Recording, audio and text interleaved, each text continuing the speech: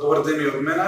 После одличната презентација на Жане за различните видови и појавни облици на дискриминација и меѓународната пракса, како и одличната презентација на Гилтен во однос на националните документи и механизми за заштита, јас ќе се обидам малце од призма на Хелсиншки комитет, организацијата што веќе 7 година ми се чини со поддршка на ОПСЕ работи на тема дискриминација, да дадам некои конкретни примери, односно примери од пракса со кои што сме ги документирале, сме ги процесирале и сме добиле некакви резултати.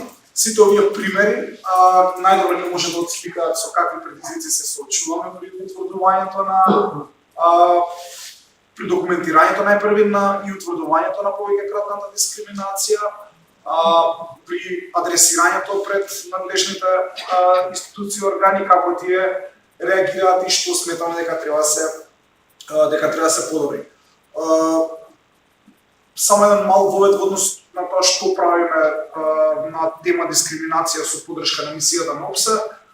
Широк спектар на активности кои што би ги групирал во неколку поголеми, да кажам, тематски подрачја. Работиме на напредување и подобрување на постојните механизми за заштита од дискриминација, напредување и подобрување на постоечката легислатива. Бевме вклучени во работната група за изработка на новиот закон за спречување и заштита од дискриминација. Работиме на информирање и подигање на свеста во јавноста за феноменот на дискриминација, појавните форми, како и заштитните механизми кои што им стојат на располагање на граѓаните да пријават и да се заштитат од дискриминација. Може би она по кое што сме најпознати, работиме на обезбедување на бесплатна правна помош во случај на дискриминација и стратешка литигација. Во изминатите 2,5 години успеав да извадам некоја статистика во однос на број на предмети кои што ги имаме на пријавена дискриминација. Во изминатите 2,5 години имаме 80 предмети кои што во 80 случаи граѓаните ни се обратиле со некој проблем поврзан со дискриминација.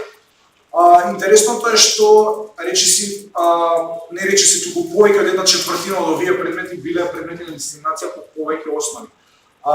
За жал, наша статистика оваа дебата беше добра можност да видиме каде треба да подобриме документирањето на случаите, ги вади како повеќекратна дискриминација, меѓутоа не можам да дадам конкретна бројка колку се интерсекцијска, колку се кумулативна. Околу 22 предмети од 80 ни се случаи во кои што имаме пријавена дискриминација по повеќе основи.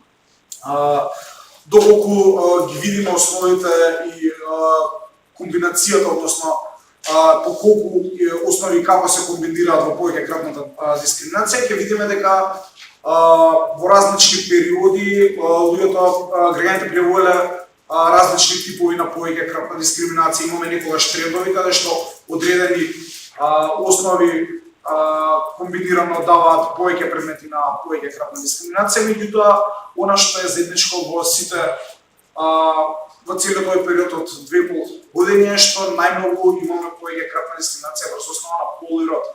И тука веќе сега овој првиот предизвик во однос на повеќекратна дискриминација, мислам дека генерално не се прави разлика помеѓу тоа што е пол и што е род, па токму затоа и да кажеме во ваквиот вид на случаи многу често и луѓето кои што ја пријавуваат дискриминацијата ја пријавуваат само по една основа.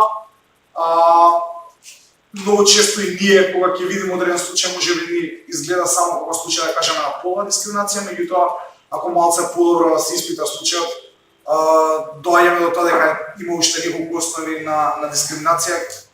За кратко ќе дадам еден добар пример. Од другите комбинации на основи врз основа на кои што се пријавува повеќекратна дискриминација, неретко сретнуваме семејни брачен статус, личен семејни брачен статус, исто така комбинацијата на пол и род некогаш се комбинира и со возраст, тоа особено го имаме во огласите за вработување. Имаме исто така издрастена состојба и попреченост поврзана со пол и род и така натаму. Интересно е она што во овие 2,5 години успеавме да направиме и неколку тестирање на ситуации за повеќекратна дискриминација. спомна Ѓултен дека тестирањето на ситуација во новиот закон ќе биде експлицитно предвидено како доказно средство кое што ќе може да се употребува во судската постапка и пред заштитни постанатите квазисудски заштитни механизми кои што и денеска да кажам и досега го прифаќа. Чисто да ви додам што значи тестирање на ситуација е прилично иновативен метод на докажување на дискриминација, каде што одредена група на тестери кои што имаат одредена заштитна карактеристика врз основа на која што сметаме дека ќе има дискриминација, се доведуваат во споредбена ситуација со лица контролни тестери кои што ја немаат таа карактеристика во остварување на одредено право или во пристап до одредени добри услуги, се гледа дали двете категории на луѓе имаат еднаков третман или немаат ради заштитената карактеристика на тестерите.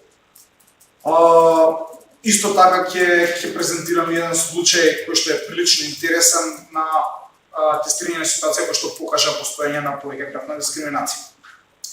Како што кажав, случаите ќе покажат дека една од можеби најголемите предизвици со кои што се соочуваме не само кога е во прашање повеќекратната дискриминација, но мислам дискриминацијата генерално е информираноста на пошироката јавност за феноменот, особено за повеќекратната дискриминација. Ќе видите дека во случаите се јавуваат многу често како дискриминатори, односно вршители на повеќекратна дискриминација, државни органи кои што работат или се уредени врз основа на некој закон кој што се има антидискриминацијски провизии или има некакви генерални начала за забрана од дискриминација.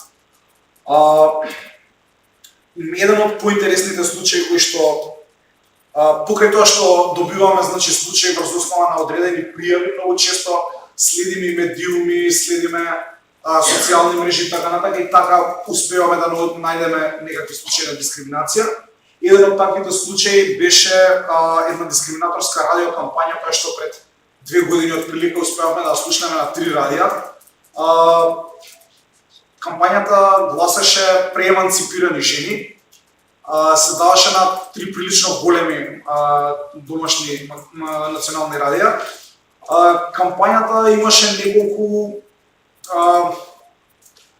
аудио, како би ги нарекол, скечови кои што упаќа некаква порака дека жената се оддалечува од својата традиционална улога и колку повеќе напредува во кариерата и се по наводници еманципира, толку повеќе се оддалечува од својата природна исто така под наводници улога. Кампањата содржаше така една нота на мизогинија и на шовинизам. Радијата многу брзо разбра дека нешто не е во ред со таквата кампања. Всушност стануваше збор за дискриминација по повеќе основи, имавме пол и род комбинирано со социјален статус, затоа што се говореше за професионалното напредување и усовршување на жените и наместо тоа да биде прифатено на еден тотално и прикажано на еден тотално спротивен начин во смисла на еманципација на жената, беше прикажано на сосема погрешен начин и фрлено на подсмев на еден начин. Тука немавме некаква посебна постапка или контакт на некое тело за заштита, односно заштитен механизам, едноставно баравме од радијата да се извинат и да повлечат кампањата. Интересното е тоа што радијата да се согласи, имаше поширока јавна реакција, ги ја повлекува кампањата, меѓутоа во самото извинување всушност можеше да се види дека радијата не гледаат каде погрешиле, односно што е тоа што е погрешно во целата нивна кампања. Не можа да видат дека направиле дискриминација по повеќе основи. Во рамките на следењето на случаите на дискриминација, во рамки на мрежата за заштита од дискриминација, тоа е една неформална мрежа која што повеќе години работи на заштита од дискриминација, формирана од неколку здруженија. Доста често најдуваме на случаи на дискриминација во учебници за секако вид на образование, што е прилично загрижувачки. Значи имате учебници од основно образование до учебници за највисоко образование, каде што има страшно дискриминаторски содржини, па дури понекогаш и говорна омраза. Еден од ваквите учебници на кои што недавме учебникот за граѓанско образование за 8 оделение, мислам че дека беше, каде што имаше една цела лекција која што имаше во себе дискриминација врз основа на полрод, здравствена состојба, попреченост и религија. Лекцијата се однесуваше на тоа каков тип на жени и мајки можат да обезбедат здрави семејства. Се кажуваше дека само здрави жени и мајки може да обезбедат здрави семејства. Се цитираа некои делови од Библијата, каде што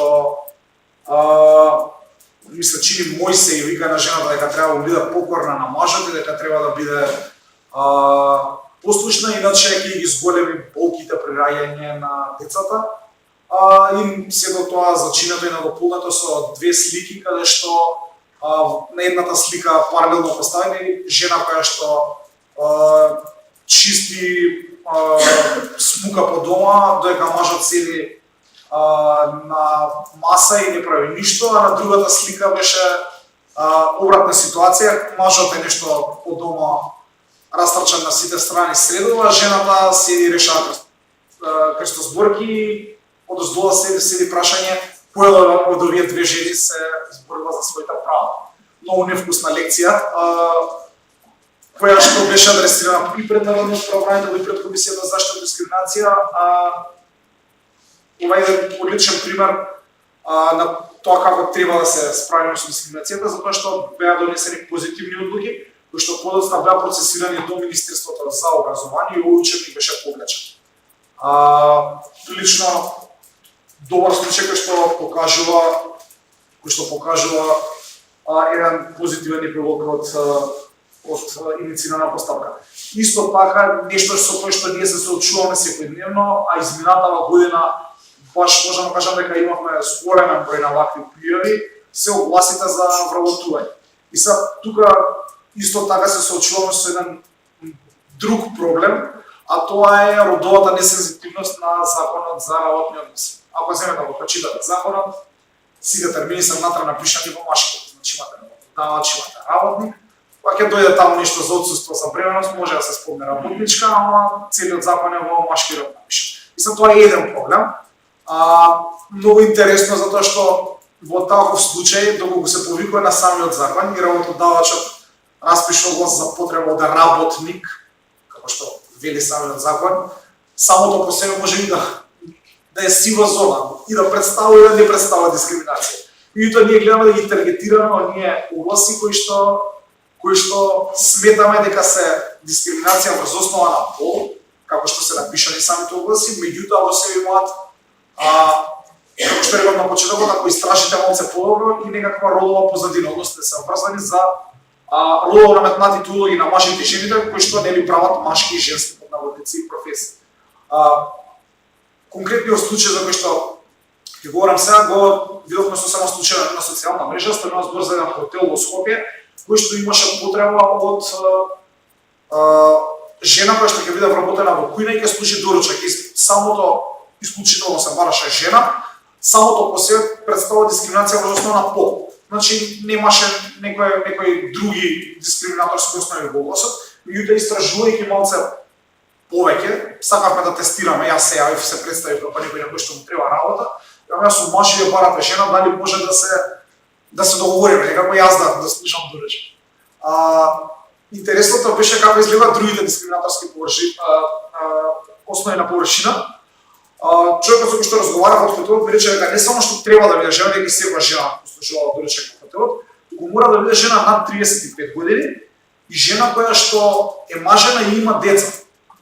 Јас реков кога добро, ајде не можам јас, сестра ми дали може да се работи, она не е мажена и нема деца, не ги исполнува ни возрастните барања кои што ги барате, зошто е тоа така? На тоа добив објаснување дека хотелот бара жена затоа што сега жена послужува доручак, значи врзано со родовата улога. И уште нешто што е уште пострашно и врзано со родовиот стереотип, затоа што жените над 35 години како што ги бара, обично имале деца или пак биле мажени, а тоа значило дека немало да излегуваат и да заглавуваат во град, што ќе резултира со доцнење на одење на работа, бидејќи доручакот се послужува рано, треба жената да биде таму рано, за да може на време да послужи доручак. Жените под 35 години без деца и без маж граѓански брак, очигледно во учителен патриот не може да го прави. Уште еден многу интересен пример на повеќе кратна дискриминација врз основа на фамилиарен на личен фамилиарен статус, меѓутоа и возраст, е со еден новоотворен музеј во Скопје.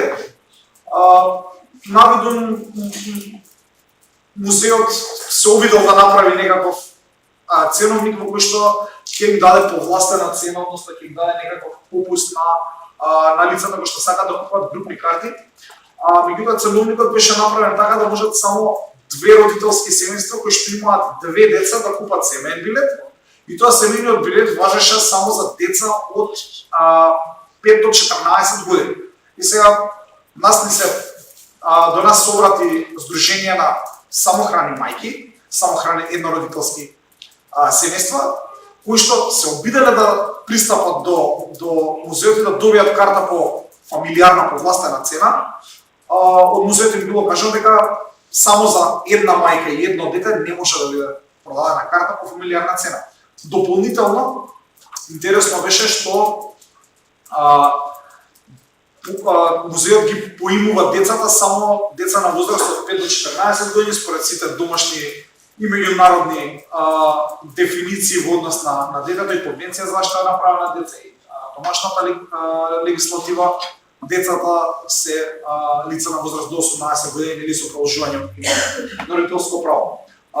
Не се значува интересен случај затоа што се обративме до Комисијата за заштита од дискриминација и го нагласува вториот предизвик што се случува, тоа е институциите да ги зајагнат своите капацитети, барем одредени институции за постапување по случаи на повеќе кратна дискриминација.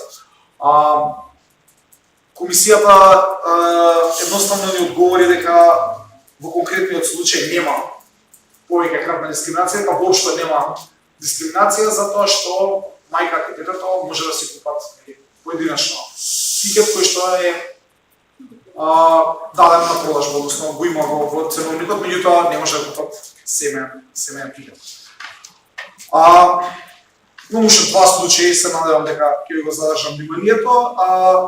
Повторно се враќаме на она дека одредени државни институции кои што се формирани имаат во законите кои го регулираат нивното работење имаат антидискриминацијски клаузули, не ги почитуваат и не ги познаваат најверојатно. Многу еклатантен пример беше примерот со гинеколошкото оделение во гинеколошко-акушерското оделение во општата болница во Струмица. Се појави во медиуми во најавни овој случај се појави слика на која што на влезот на самото оделение пишува дека сите жени кои што доаѓаат во болницата за породување мора да носат со себе сертификат, односно извод од матична книга на венчање, што малце дискриминаторски врз основа на семеен и брачен статус, затоа што тоа што значи дека болницата нема да ги поради оние жени кои што нема да се венчани или нема да донесат извод од матична книга на венчани.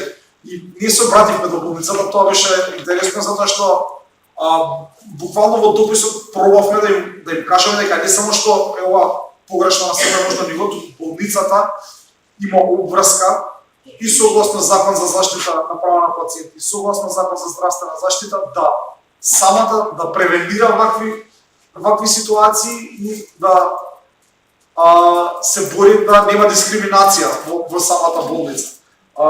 Не идовме на прилично брз одговор, значи го тргна тоа соопштение. Исто така ја контактиравме комисијата која што нели откако болницата ја го тргна тоа барање, ја стопираше постапката и ги утврди дискриминација.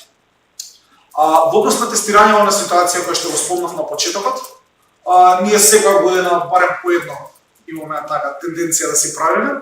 Обично тестирањето на ситуација ги правиме врз основа на добиени податоци за дискриминација која што да кажеме или се повторува полувременски период или одреден системски проблем или е нешто горливо во моментов актуелно и пробуваме да направиме тестирање на ситуација, обично тоа се случаи каде што не можете на друг начин да го кажете дискриминација. Имавме тестирање на ситуација која што го правевме во неколку кафулиња низ земјава. Се покажа дека идејата беше да се тестира пристапот до услуга и квалитетот на услуга на лицата од ромска етничка припадност визави оние кои што не се роми. Тестиравме во 3 градови. Во еден град се покажа дека лицата тестираните од ромска етничка припадност беа одбиени, едноставно не им беше овозможен влез. Кафичот беше празен, тие прашаа зошто, сите маси се закажани. Праша дали може да седнат на маса додека да дојдат или луѓето кои што закажале, им беше кажано дека не можат, не беше дозволено да влезат во кафичот. Веднаш после нив се уплатија контролните тестери, лица кои што беа од македонска етничка припадност, си влева во кафичот, си нарачаа се најрегуларно седнување на кафе. Го адресиравме случајот пред комисијата. Она што е многу битно е што се уште во законот за спречување и заштита од дискриминација не е влезено ситуационото тестирање како доказ, меѓутоа комисијата го прифати истото и во рамките на законски предвидења, тоа што морам да кажам не многу често се случува, донесе позитивно мислење. Она што е уште поинтересно во конкретниот случај е што ние го адресиравме случајот само како случај на дискриминација врз етничка припадност. Лицата кои што беа ангажирани како тестери беа роми, меѓутоа сите беа со различна боја на кожа. Не идевме по боја на кожа затоа што сметавме дека овој тип на дискриминација треба да биде адресиран само како дискриминација врз етничка припадност.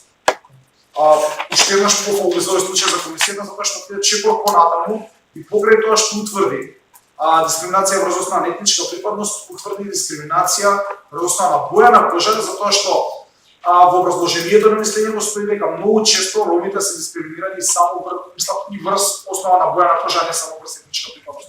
Може би тоа не беше случај во конкретно тестирање, меѓутоа е добро таквиот начин на размислување на комисијата и еден вид да кажам превенција за понатаму.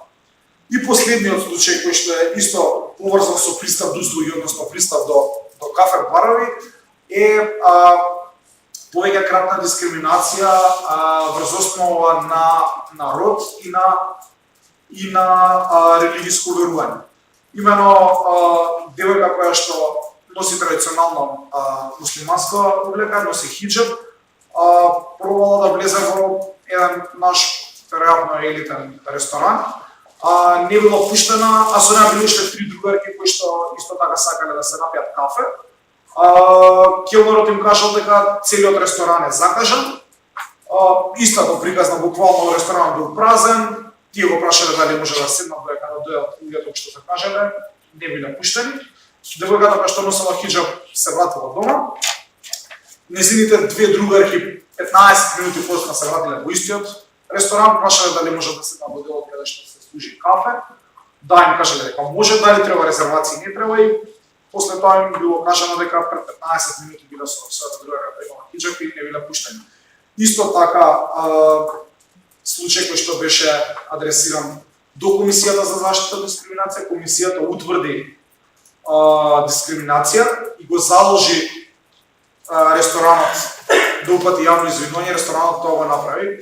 Исто така во самото мислење на комисијата беше дадена препорака, бидејќи освен да се отстрани дискриминаторската практика, комисијата може да даде препорака и во иднина ресторанот да се воздржува од дискриминација по било која основа, и даде таква препорака. Така да се рекол два примери каде што комисијата која што со сите доблести и мани постапи онака како што треба.